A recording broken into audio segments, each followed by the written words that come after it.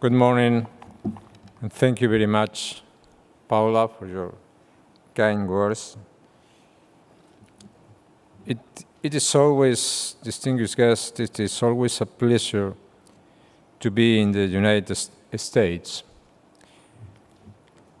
In this great city of New York, even in this complicated week, I am here to support this initiative, the Concordia Summit, founded by Nick Logothetis and Matt Swift, my former friends, in 2011, and who gave me the opportunity to be a member of the Leadership Council with distinguished leaders of the world and good friends of mine, like Álvaro Uribe or Alexander Kwasniewski, among others. I am sure this initiative will contribute to create a more prosperous and secure future.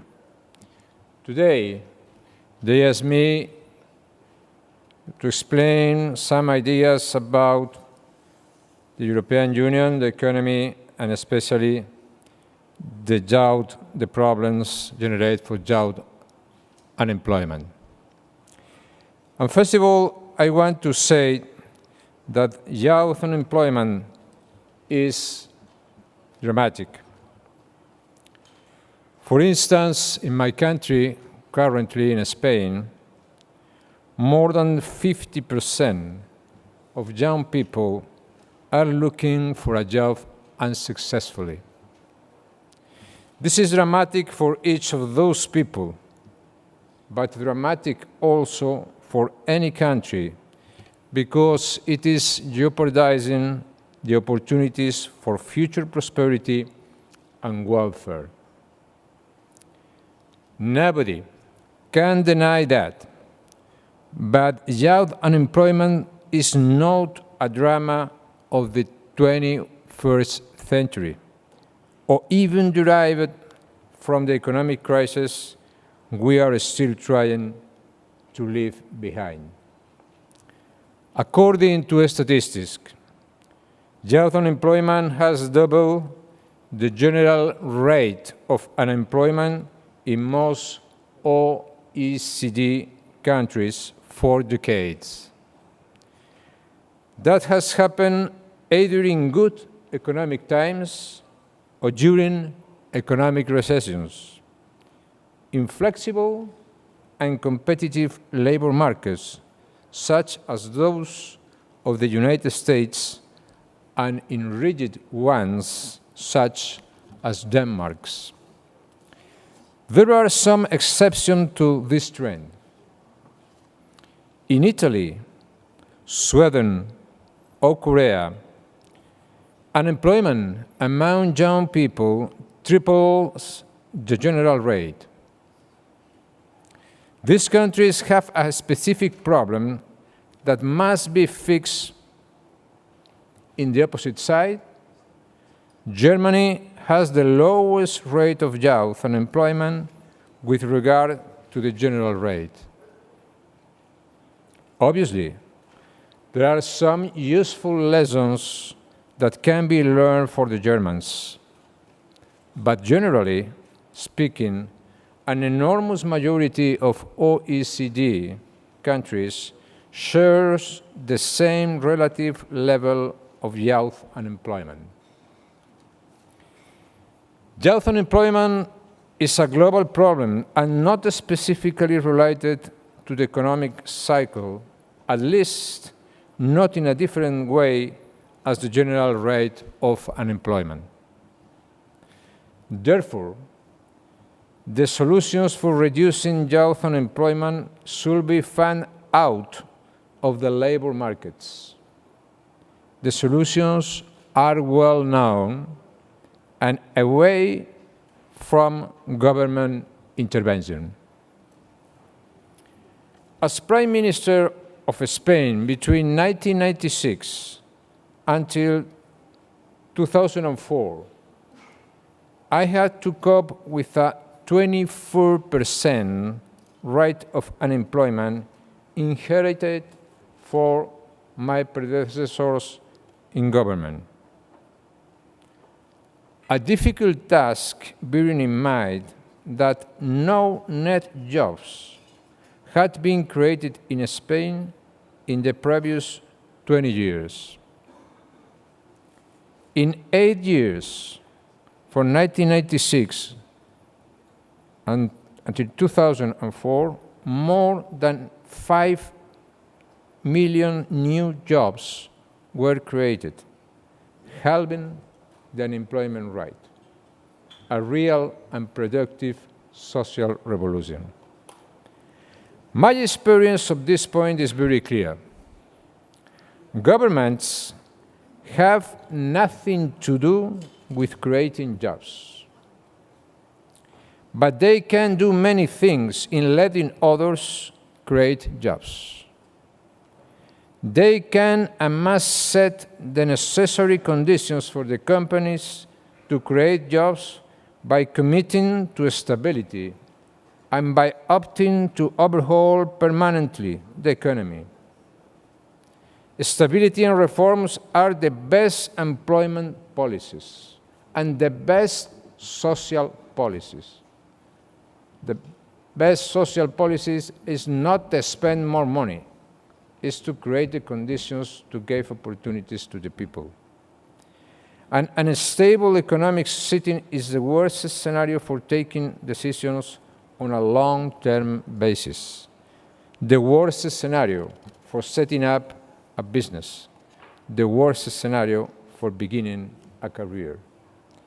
Thus, the worst scenario for young people to succeed.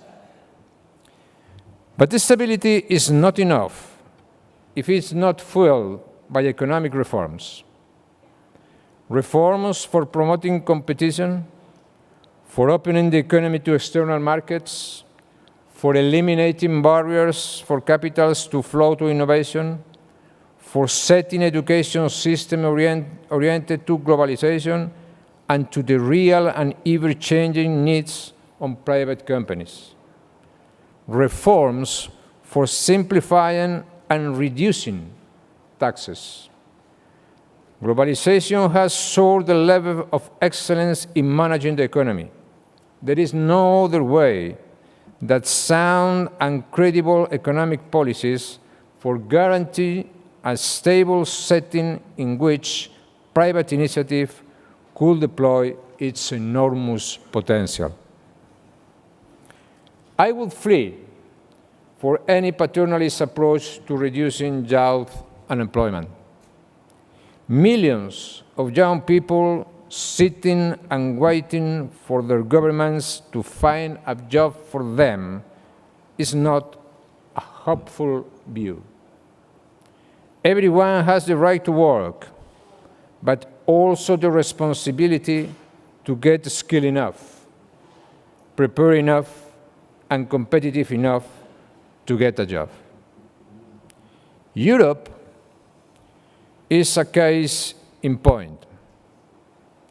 Europe seems to be very worried about youth unemployment. But the reality is that the European Union is facing rising financial costs, rising energy costs, rising labor costs, and rising bureaucratic and administrative costs. And this is not the best ground to reduce youth unemployment. Europe needs a reaction based on take advantage of the potential of the Union, a reaction based, in my view, on three main pillars.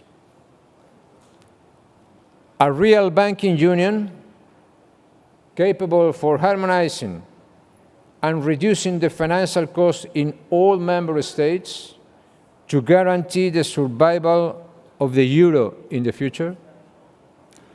A single energy policy to make our companies more competitive in comparison with other economic blocs in which the energy policy is oriented to the economic performance and not exclusively to the protection of the environment. Third, a deep single market for competition and private initiative to lead the economic growth and the job creation. The most powerful weapon to widen our productive capacity and to reduce severely youth unemployment at both sides of the Atlantic is the TTIP, a project that can dramatically change the lives of millions of people across the globe for the better. We are talking about a gigantic move forward in commercial, economic, political, and geostrategic terms. A major opportunity for growth and prosperity built on the basis of one of the most solid alliances history has ever known, the alliance between the different nations united, not separated by the Atlantic. The TTIP is the cheapest growth package European Union and the United States can carry out for the next decades. It involves the completion of the biggest free market of the world, 800 million of high-income consumers, 50% of the total world trade. Social welfare gains will be achieved in both sides of the Atlantic. Real income per capita will end up almost 5% higher on average. More than 2 million new jobs in the OECD countries. Better allocation of resources, increasing the potential growth of the economy in both sides of the Atlantic. The possibility of leading Western technological standard to other big emerging economic powers. Expected positive reaction of the rest of the countries toward the liberalization of the world free trade. Strengthening the Atlantic Alliance and opening it up to the other freedom-loving nations of Latin America, for instance, and the world is not only in the best economic interests of our citizens. More fundamentally, is in the interest of the values we cherish and serve.